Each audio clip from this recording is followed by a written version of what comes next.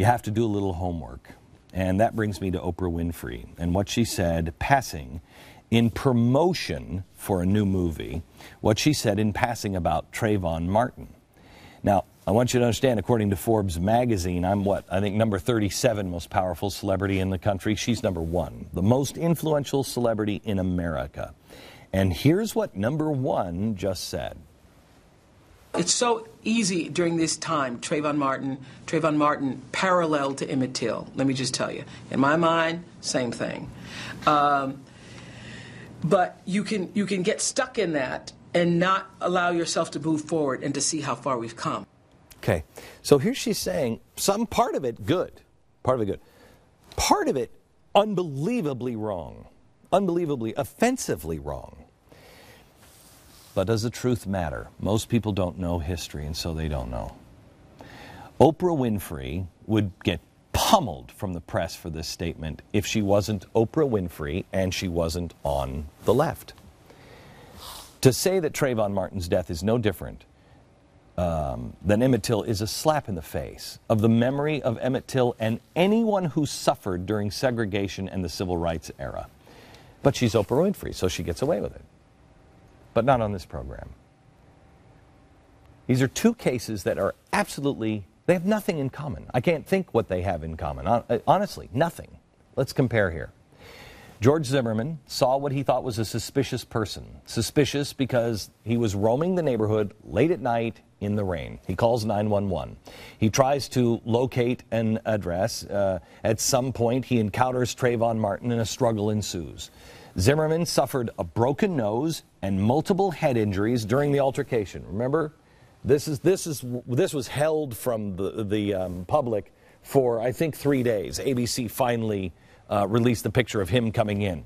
He's got bangs on his head and a broken nose. Zimmerman claims Trayvon told him he would die tonight. He goes for the gun. Zimmerman shoots Trayvon in what he claims was self-defense. Nobody was there except these two, so we don't really know. But Zimmerman immediately calls 911 and reports what happened. Again, you see any similarity yet? Still on the first case with Zimmerman.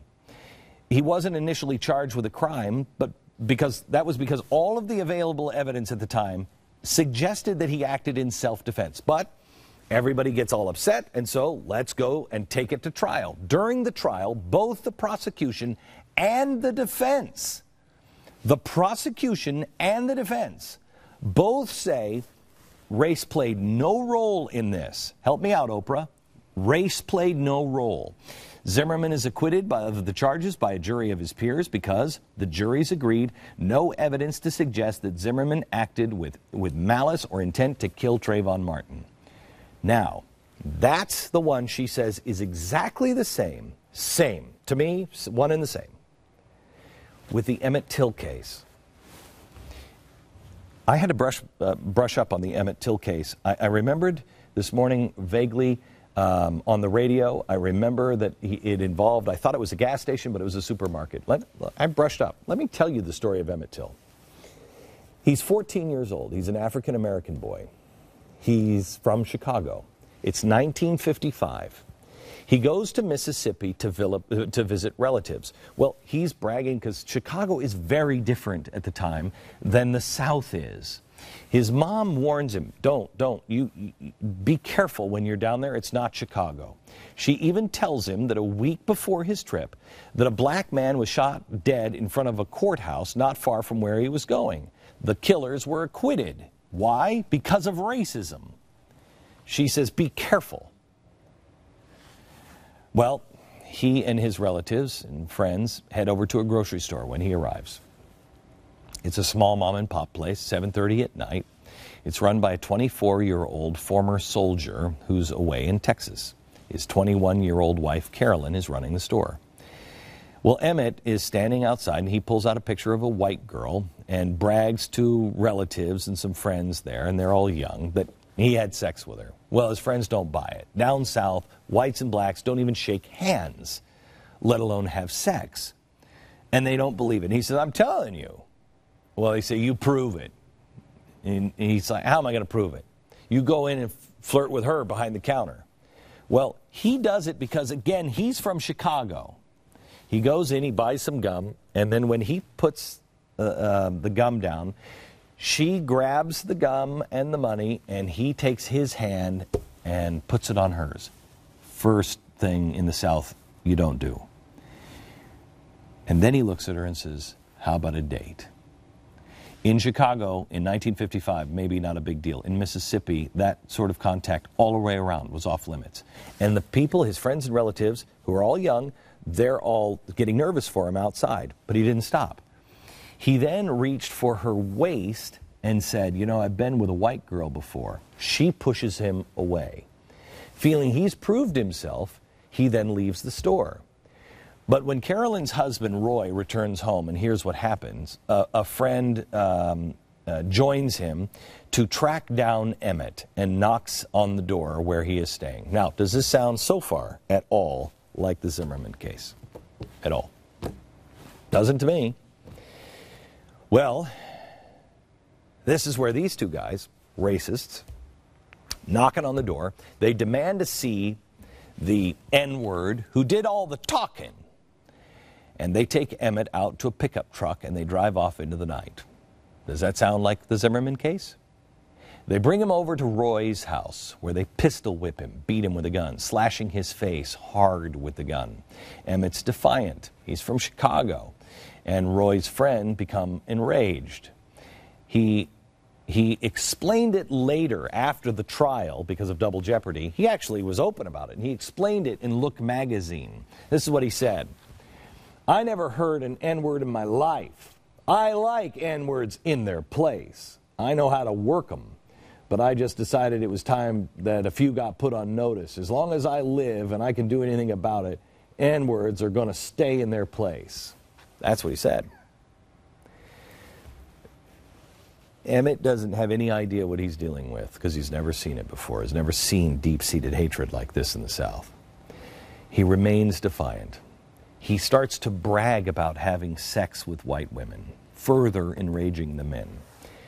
I stood there in that shed and listened, where is it? And listened to that N-word throw that poison at me.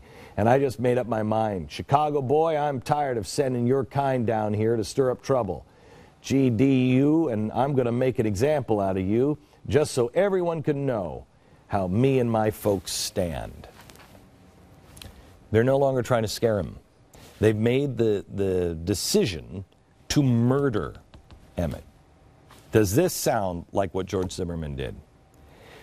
But wait, there's more. They then take Emmett out and drive him to a ginning company. I find it ironic that if I remember right, it was the Progressive Ginning Company. There they grab a large industrial fan that had been discarded and they drive him to a remote location. They force him to strip. They say to him, you still as good as I am? He says, yes. Now, he's covered in blood. His cheekbones had been broken at this point. They had taken a finger and gouged one of his eyes out. You still had white women? Yeah, he says. Rage, hatred, racism. They put a gun and shoot him in the head. Emmett's dead instantly. But they still weren't done. They take barbed wire and they run it around Emmett's neck and they attach it to the fan and then they throw his body into the river. 3 days later, fishermen find his body 8 miles downstream. His head is almost flattened by the pistol blows. Emmett's mother insisted, good for her, on an open casket so the whole world, before I show you this picture, don't put this picture up yet, so the whole world would never ever forget, so they could see what happened. I'm going to show you this picture, but I warn you, look away because it's not a picture you can unsee. This is what Mom wanted us to see. Now you tell me this has anything to do with Zimmerman, that this is anything like it. This picture, thank God, spread nationwide in the media, and the public was outraged everywhere except in Mississippi. Both men were acquitted of the crime by a jury of their peers, and because of double jeopardy, the men bragged about their murder in Look magazine. Really? Help me out, Oprah. How are these stories like each other at all? At all. It's offensive. And I would go as far as calling it evil to compare these two events. One is blatant racism and pure hatred and evil. The other had nothing to do with race and was tragic all the way around. Let me tell you something. We have people who are playing on race right now, and we can't be part of that. We just have to teach our children, because we're not going to change the world. We're going to teach our children, we're going to change our children. I don't think the Zimmerman thing had malice involved. I think it was stupid. I think he was stupid. Zimmerman was stupid for going. But it's not the same as torturing and executing a 14-year-old and then bragging about it. And it's a disgrace. It diminishes what African Americans suffered through. It's offensive. It's wrong. Right or wrong. The truth matters. Don't fall into the trap of playing this game. And this is what we get from the most trusted and the biggest celebrity in America. By the way, one of the most compelling tellings of this story will be found in this book. How ironic